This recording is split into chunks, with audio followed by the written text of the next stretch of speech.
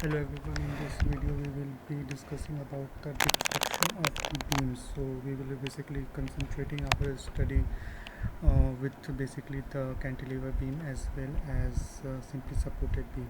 So in all such type of beams, whenever the UDL or U point load types of loads acts on this beam, then it results in the slope as well as deflection at the various points of it. So in this case we will be basically calculating those slopes and deflection at every point on the beam. So we will be using certain equation that has been derived which helps in the determining of the slope and the deflection at the various points on this beam. So in this case we will be using one equation. That equation is m over ei equals to d square over dx square, and if you just integrate it once again you will get the shear force. So these two equations are very important equation if you just want to calculate the bending moment and shear force as well as rate of loading at any section on the beam. So let us consider a let us consider where we will be using this equation to calculate the deflection as well as the slope. So in this case we are basically using the three methods, which are double integration, moment area method and Macaulay method, just to determine the slope and deflection at any section in on the given loaded beam. So at first we will see the double integration method, then Macaulay method, and at last we will see the moment area method.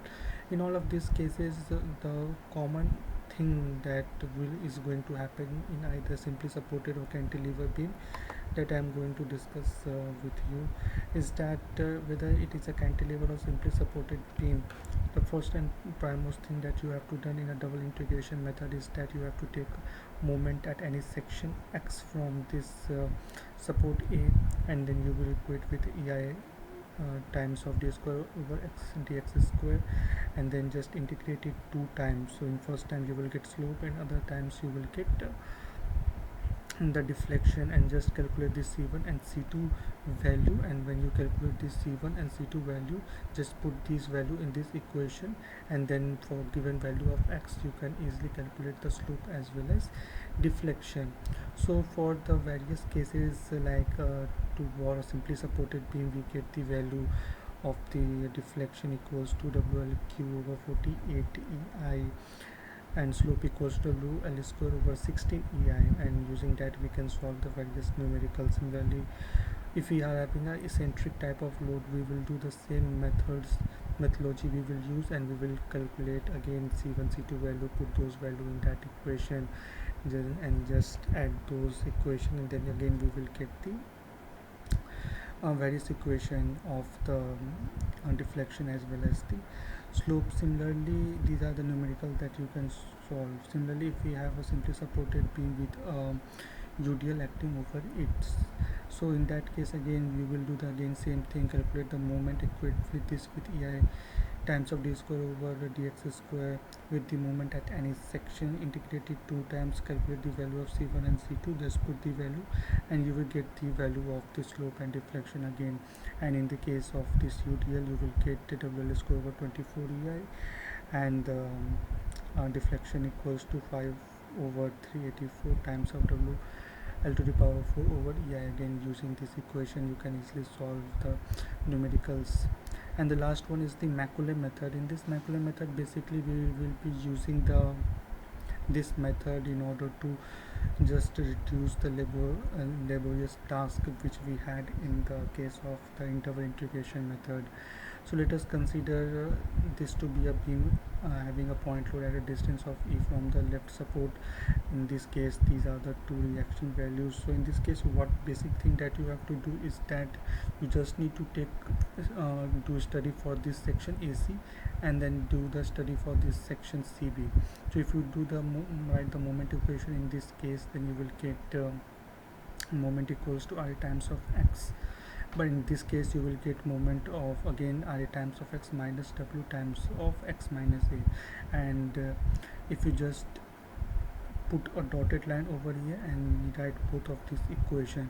So for the section of ACU, the equation will be till here, and for this equation of CB, the equation will be whole. Again, you will do the same thing, equate with the moment equation, integrate it 2 times, calculate the value of C1 and C2, put those values over there, and then you will get the value of the slope as well as deflection. Okay, and again you can solve use this method in order to solve the various numericals, and that can be easily solved. The same principle we use in the case of the uh, now, and last we have this again moment area method. In this case of moment area method, what we basically do is we use the concept of the moment area in order to calculate the slope as well as deflection. Let us consider this to be a section of the beam, and this is a section of area m times of dx.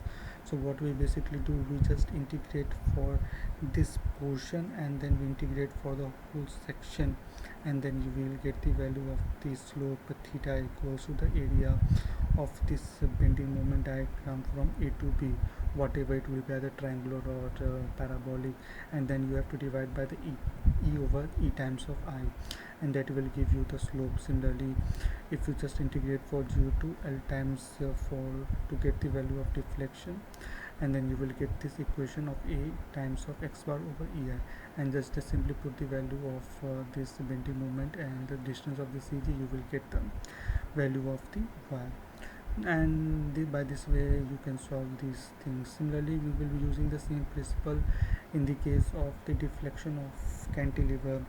Let us, if this is a cantilever being having a point load acting at the extreme right, so use the same methodology, use this again same bending moment equation, put this value, calculate the bending moment at any section, calculate the value of C1 C2, put those values, boundary condition, and then you will get the slope equation as well as deflection equation, put the values of x, and then you will get the value of slope as well as deflection. In this case it will be WL square over 2EI, that will be the value of the slope, and the value of the deflection will be WLQ over 3EI. Similarly, you can do the same thing for the case of the UDL also, and if the load is acting at a distance of A from the extreme right, then the slope which is will be acting at the point B will be equals to the slope at here, sorry, deflection at here plus the slope at here multiplied by L minus A, then you can find out the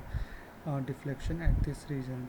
Similarly, you can do the same thing for the case of the UDL if it is acting on the beam. Okay, so in this case also you will get the equation WL to the power 4 over ATI for the deflection, and for the slope it will be W LQ over 6EI, and again you will use the same equation to solve the various numericals. And if it is given for a very half section, like in this case you acting on a half section, then in this case you what assumption you have to do, that you have to put the whole value over the entire surface, and negative value of load that is kept at the lower half, and again solve this equation, and you will get the value of slope and deflection at any section on this beam. Okay, so we will conclude our topic till here, and in next video we will study about the struts and column. Thank you.